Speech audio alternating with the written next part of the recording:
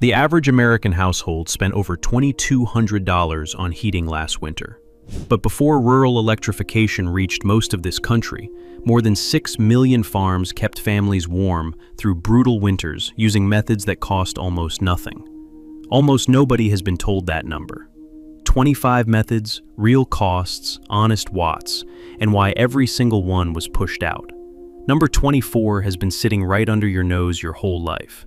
Here is number 1. Number 1. The soapstone bed warmer. Soapstone has been quarried in Vermont and Virginia since the 1700s, and the Amish still buy it from the same quarries today. The stone absorbs heat from a wood stove over about 30 minutes, then radiates that stored warmth slowly for up to 7 hours. You wrap it in flannel and slide it under the covers before bedtime. No electricity, no combustion in the bedroom, just thermal mass doing what thermal mass does. A single soapstone slab sized for a bed costs between $12 and $20 from any stoneyard or online supplier. The limitation is range. It heats a small zone around your legs and feet, not an entire room. But that is exactly the point. Heating your whole house to 70 degrees all night is the expensive habit the utility industry taught you. Heating the 3 cubic feet where your body actually sleeps is what your great-grandmother did. She did not stop because it failed. She stopped because electric blanket manufacturers spent millions in post-war advertising telling her soapstone was primitive. The next one heats more than just your feet. Number 2. The masonry bell heater.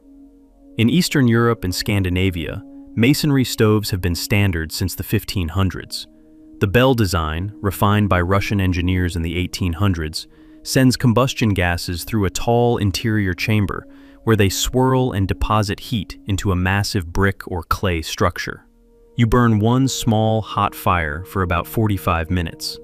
The masonry absorbs the heat and radiates it into the room for 12 to 24 hours. That is 1 firing per day in most climates. You can build a basic masonry bell heater using fire brick, refractory mortar, and a simple steel door for between $400 and $800 in materials. It takes a weekend with 2 helpers. The limitation is weight. These heaters can weigh 2,000 pounds or more, so they need a reinforced floor or a slab foundation. American building codes after 1970 largely stopped permitting owner-built masonry heaters in most jurisdictions, not because they were unsafe, but because they did not fit the UL listing system designed around factory-made appliances. The next item uses even less fuel. Number 3. The rocket mass heater. Ianto Evans and Larry Winiarski popularized this design in the 1980s, but the core principle, an insulated vertical combustion chamber that creates a strong draft and nearly complete burn, was documented decades earlier. A rocket mass heater burns small sticks and scrap wood at extremely high temperatures, then routes the hot exhaust through a long thermal mass bench made of cob or adobe. You sit or sleep on the bench. It stays warm for hours. The total materials cost runs between $50 and $150, using salvage steel drums, fire brick, and local clay. Fuel consumption is roughly 1/5 to 1/10 of a conventional wood stove because the burn is so complete.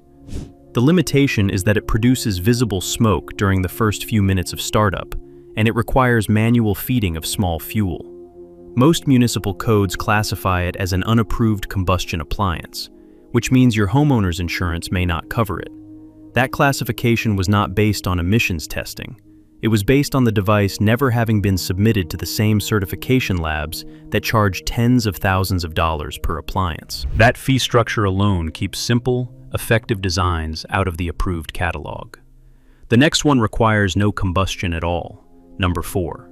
The compost heat recovery system. Jean Pain, a French forester, demonstrated in the 1970s that a properly built compost pile generates internal temperatures between 120 and 160 degrees Fahrenheit for months. He ran water lines through large mounds of chipped brush and piped the heated water directly into his home. Modern versions use a 20 to 30-foot coil of polyethylene tubing buried inside a pile of wood chips roughly 10 feet in diameter and 6 feet tall. You circulate water through the coil using a tiny 12-volt pump or even a gravity thermosiphon. The output is enough to heat a small cabin or supplement a larger system, producing hot water at around 130 degrees for 3 to 6 months. The material cost is between $60 and $120 for tubing and fittings. If you have free wood chips, which most municipal tree services will deliver at no charge, the limitation is real. You need a large outdoor space. The pile must be rebuilt every 4 to 6 months, and output drops as decomposition slows. No utility company has ever sold compost heat, which means no trade association has ever lobbied a code board to approve it. It simply does not exist in the regulatory vocabulary, and it costs your power company a customer every time someone builds one. The next item has been heating homes since before the Roman Empire. Number 5. The hypocaust floor. Roman engineers built the first documented radiant floor heating systems over 2,000 years ago, channeling hot air from an external fire through hollow spaces beneath stone floors. The Amish and Old Order Mennonite communities adapted this principle, using simple fireboxes that feed hot combustion gases through channels under a masonry or stone floor before exhausting through a chimney. You get a warm floor that radiates heat upward into the living space with remarkable uniformity. A basic modern version using concrete block channels, a small firebox, and a stone or tile floor surface costs between $500 and $1,200 in materials. The limitation is construction complexity. You need to build this during initial construction or a major renovation because it sits beneath your floor, and it must be sealed properly to prevent combustion gas leakage into living spaces, which means real attention to mortar joints. This system disappeared from American home building, not because it failed, but because forced air furnace manufacturers dominated post-war housing contracts. Levittown and its imitators needed one furnace, one duct system, one service contract per house. A floor that heats itself for decades does not generate service revenue. Speaking of things that demand your respect, the next one can actually hurt you. Number 6. The lye water heat battery. This is the dangerous one, and you need to hear the real safety warning before anything else.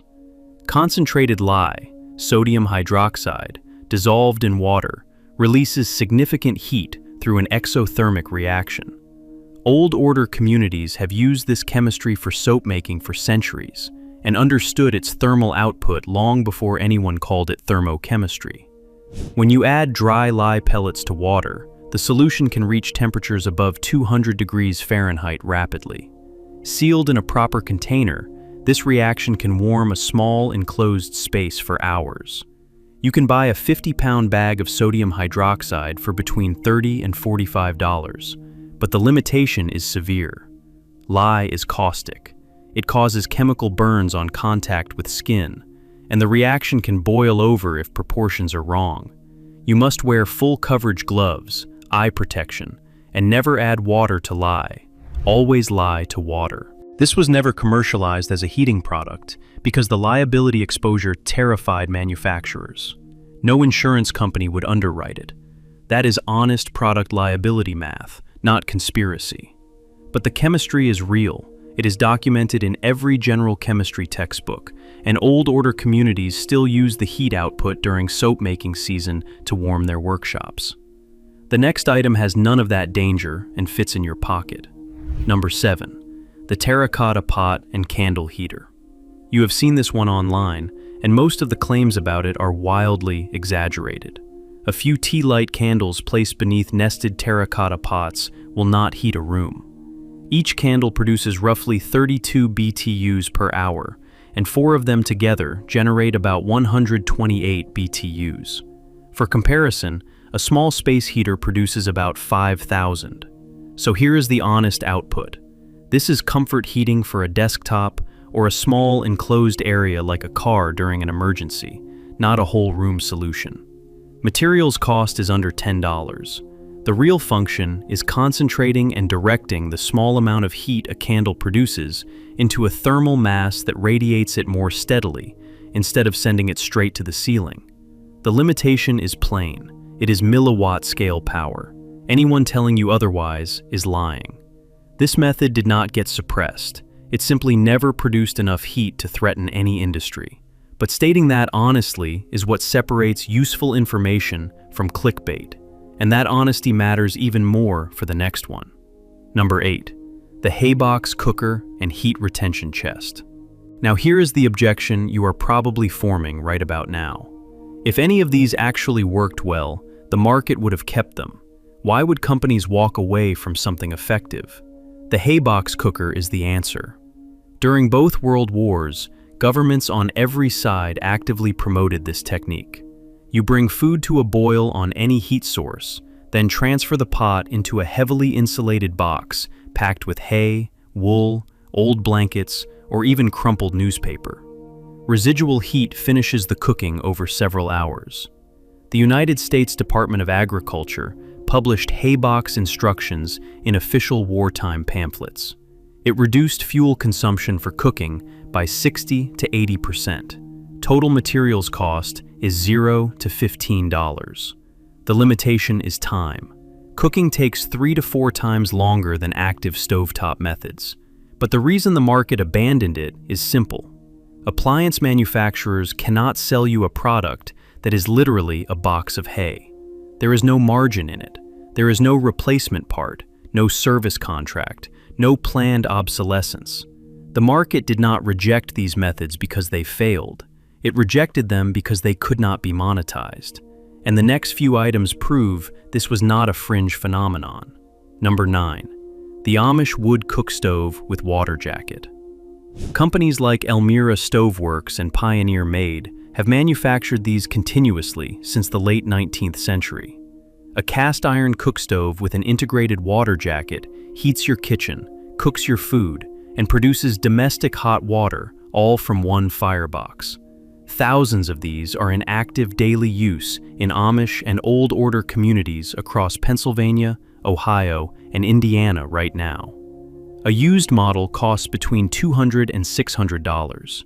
A new one runs $1,200 to $2,000. The limitation is that it heats your kitchen well, but struggles to distribute heat throughout a large house without additional ductwork or pipe runs. These stoves were standard in the Sears catalog through the 1940s. They vanished from mainstream retail, not because of defect, but because gas and electric range manufacturers paid for exclusive floor space in appliance showrooms during the post-war housing boom. If you have been keeping track, stacking items 1, 2, and 9 together already covers sleeping warmth, room heat, cooking, and hot water for under $1,000. Number 10. The Spring House Cooler Heater. Before refrigeration, farms across Appalachia and the Mid-Atlantic built small stone structures over natural springs. The water emerges from the ground at a constant 45 to 55 degrees year-round. In summer, it cools your food. In winter, that same 50-degree water is warmer than the outside air, and the spring house itself becomes the warmest outbuilding on the property. If you have a natural spring, the construction cost is between $300 and $700 for a basic stone or block enclosure. The limitation is obvious: you need a spring.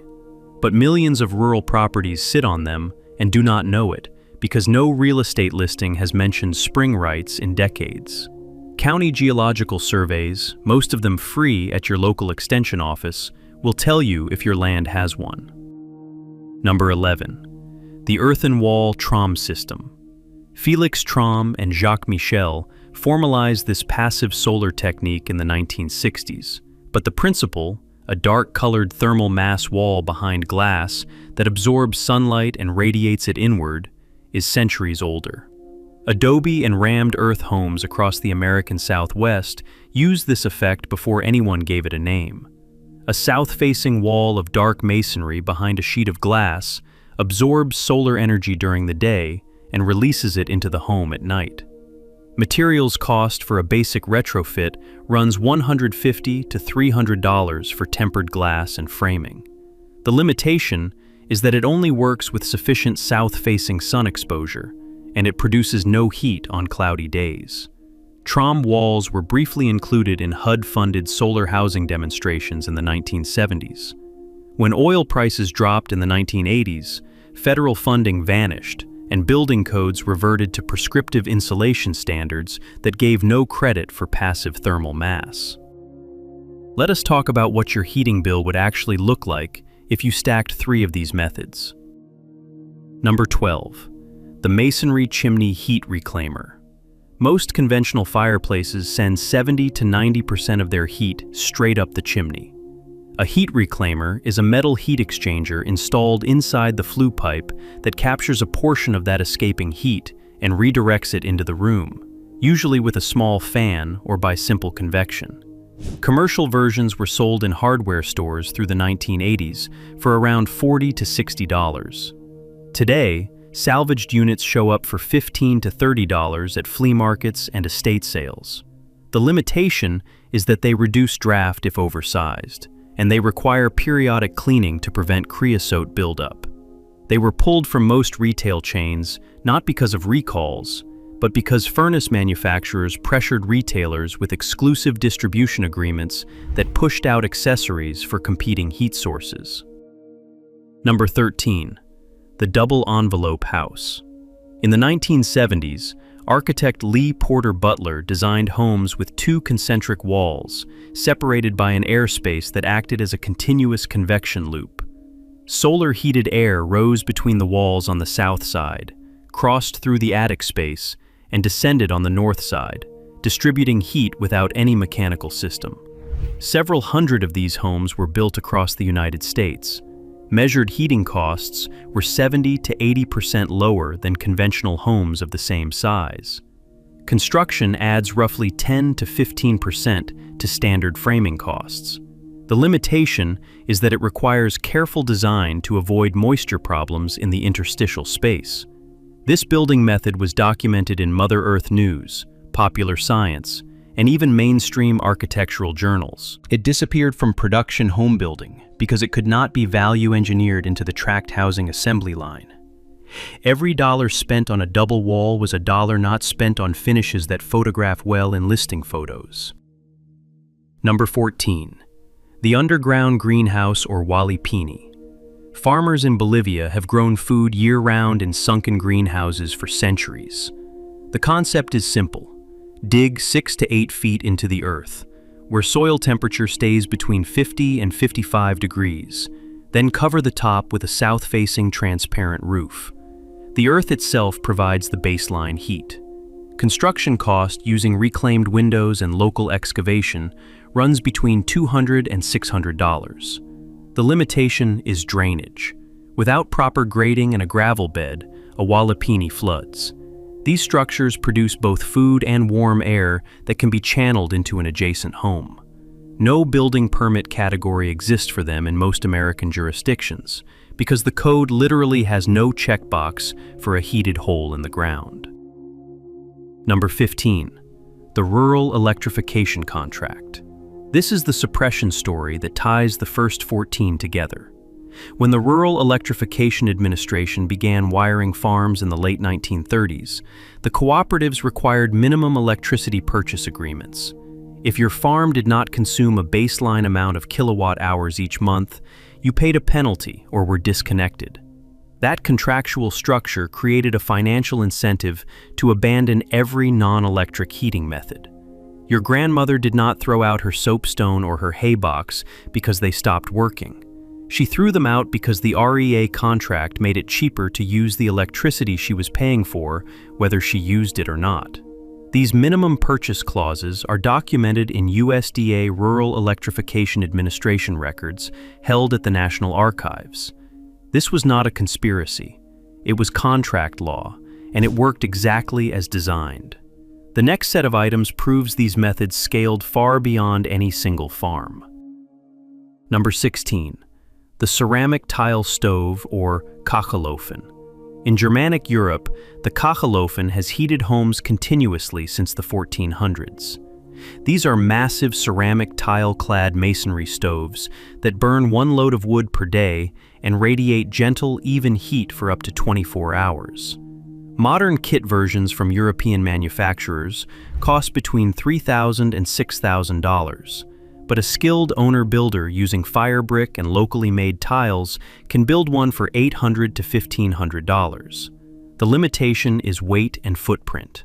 A cockalophon weighs between 1 and 3 tons and requires a dedicated foundation.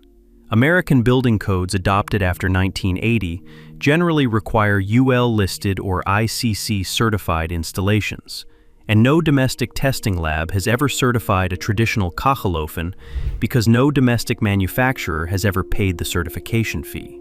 The product works. The paperwork does not exist. Number 17. The industrial scale proof. Here is the second objection worth confronting honestly. You might be thinking these are all cabin-scale novelties.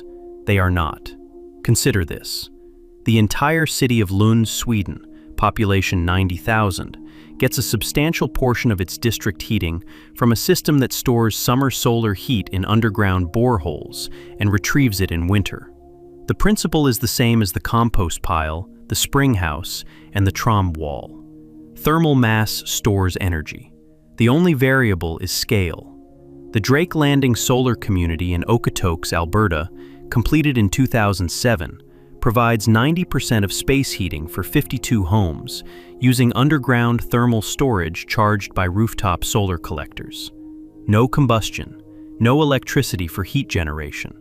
The per-home cost premium at construction was about $5,000. After 5 years of operation, monitored data published by Natural Resources Canada confirmed the system hit a solar fraction above 97%, meaning less than 3% of annual heat came from backup sources. The limitation is that these require community-scale cooperation and upfront investment. The reason you have never seen this in a standard American subdivision is that it generates zero monthly revenue for a utility company. It does not lower a bill, it eliminates it.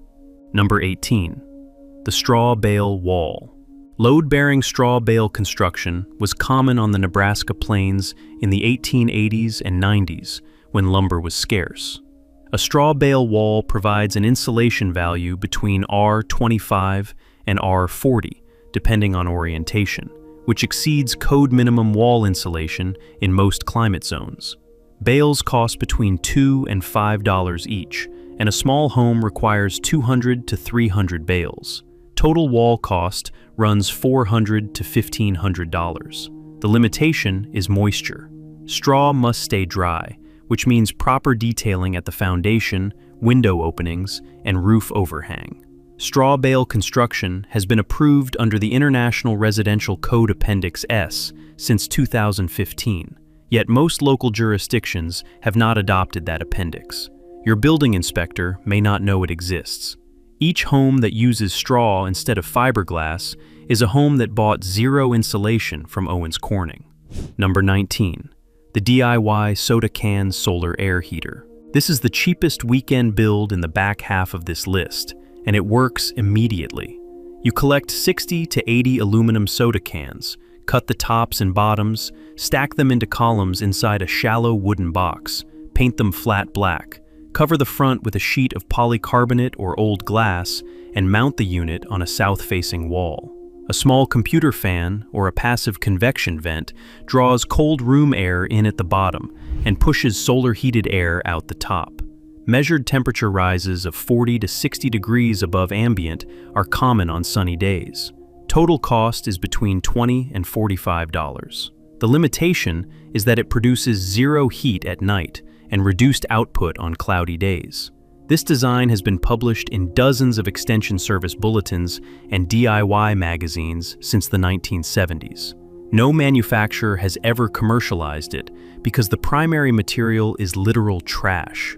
A 4 by 8 foot panel on a south wall in a cold climate offsets roughly the same heat output as running a 1500 watt space heater for 3 to 4 hours on a clear day, at zero operating cost. Number 20. The thermal curtain and window quilt. Before double pane glass existed, every farmhouse in cold climates used heavy layered curtains, shutters, or quilted panels to cover windows at night. A proper thermal curtain with a sealed edge channel reduces window heat loss by 60 to 80% compared to a bare single-pane window. A quilted Roman shade-style panel using reflective mylar between fabric layers costs about $8 to $15 per window to make. The limitation is discipline. You must close them every evening and open them every morning. Automated versions exist, but raise the cost significantly. Window quilt products were commercially available through the 1980s from companies like Appropriate Technology Corporation. Most went out of business when cheap double-pane windows became standard, and homeowners stopped thinking about window insulation as a separate system. Number 21. The Museum Proof, the Amish Farmhouse Thermal Survey. In 2009, researchers at Penn State conducted infrared thermal imaging surveys of occupied Amish farmhouses in Lancaster County, Pennsylvania. These homes, most built in the 1800s, many with no electricity and no central heating, showed interior surface temperatures within 5 degrees of modern code-built homes during January conditions. The heating systems were combinations of items already on this list: masonry stoves, soapstone warmers, thermal curtains, root cellars for thermal buffering, and passive solar gain from properly oriented windows. The total annual heating cost per household averaged between $120 and $200 in firewood, much of it cut from the farm. The limitation is labor. These families spend real time managing fires, opening and closing curtains, and maintaining systems. But the thermal performance is measurable, documented, and sitting in a university archive. No utility revenue was generated. No monthly bill was produced. And that is exactly why you have never seen this study cited in any housing industry publication. The next few get even more practical. Number 22. The earth tube ventilation preconditioner. This system runs a buried pipe, typically 4 to 6 inches in diameter and 100 to 200 feet long, at a depth of 5 to 6 feet where soil temperature holds steady year-round. Outside air passes through the tube before entering the house, arriving preconditioned to roughly 55 degrees regardless of outdoor temperature. In winter, that means the air entering your home is already 40 to 60 degrees warmer than the outside air, slashing the energy needed to bring it to room temperature. Materials cost for PVC pipe and fittings runs between $150 and $350. The limitation is real. Condensation can form inside the pipe in humid climates, requiring a drainage slope and periodic inspection for mold. Earth tubes were included in the original passive house standards developed in Germany in the 1980s. American HVAC trade associations lobbied successfully to exclude earth tubes from ASHRAE residential ventilation standards, arguing that mechanical heat recovery ventilators were safer and more controllable. Those HRVs also cost $2,000 and require electricity. Number 23. The reflective radiant barrier behind the stove. Any heat source positioned against an exterior wall loses a significant fraction of its output through that wall. Old Order Mennonite families in Ontario solved this by mounting a sheet of polished tin or aluminum behind every stove and heater. The reflective surface bounces radiant heat back into the room instead of letting it conduct through the wall. Modern versions use foil-faced foam board or even heavy-duty aluminum foil glued to cardboard. Cost is between $3 and $12 per installation. Measured improvement is between 15 and 25% more heat delivered to the room from the same fire. The limitation is that it works only on radiant heat, not convective, so placement matters. This technique appeared in USDA Extension Service bulletins as recently as 1982. It was dropped from subsequent editions when the Department of Energy shifted its public messaging entirely toward appliance replacement and weatherization programs that funneled money through certified contractors. Number 24. The thermal mass cob or adobe interior wall. This is what was meant by right under your nose. Every old farmhouse with thick plaster over stone interior walls was using this. Every adobe home in New Mexico. Every Amish farmhouse with an interior brick chimney mass. Dense interior walls and floors absorb surplus heat during the day, whether from a stove, from cooking, from sunlight through windows, or even from body heat and livestock below, and release it slowly through the night. It is not a device, it is a material choice. You have been living inside buildings made of drywall over air, the worst possible thermal storage material, your entire life. A cob interior wall, hand-mixed from subsoil, sand, and straw, costs between $0 and $50 per wall if you dig your own clay. Rammed earth walls run slightly more. The limitation is construction time. Cob walls take weeks to dry and cure properly. This material choice was replaced by drywall over stick framing because a framing crew can sheathe the house in drywall in 2 days. A cob wall takes 2 weeks. The labor speed advantage of drywall made it a builder's material, not a homeowner's material. The thermal penalty has been paid by every homeowner since, in every monthly heating bill, for decades. Number 25. The integrated system. No single item on this list heats a home alone. Your great-grandparents never relied on one. The full system combines thermal mass walls for storage, a masonry heater or rocket mass heater for the primary burn, a water jacket for domestic hot water, soapstone warmers for sleeping zones, thermal curtains for night insulation, a reflective barrier behind every heat source, an earth tube for ventilation preconditioning, and a south-facing soda can or trombe wall for daily solar gain. Stack 4 or 5 of these together, and you are covering 80 to 95% of your heating needs without a utility connection. The realistic total materials cost for a 5-method combination in an existing home is between $800 and $2,000. A full system, including a masonry heater and earth tubes, runs $3,000 to $5,000, roughly what 2 average winters of utility heat cost. A motivated person with basic construction skills can complete the installation over 2 to 4 weekends. The limitation is knowledge. Nobody teaches this in a package, because nobody profits from you learning it all at once. Every item on this list was pushed out individually, by separate industries, separate codes, separate contracts, over separate decades. The result is the same. You pay every month for heat that the earth, the sun, and a pile of rocks would give you for almost nothing. If you want to power, heat, and cool your home off-grid, the Passive House files show you how. Full plans, exact materials, and the honest numbers nobody else gives you. It is not too late to start lowering your bill. Scan the QR code and see for yourself. Here is what the next video depends on you answering. Which matters more for your first build? Cutting your heating bill by 50% with 2 weekend projects, or cutting it by 90% with a full system that takes a month? Drop A or B in the comments. Whichever side wins decides what the next video covers. That video involves a device patented in 1874 by a man whose name you will not find in any textbook, and it still works better than what replaced it. Subscribe so you do not miss it. This is the Passive House Files, where the blueprint was never lost. It was buried.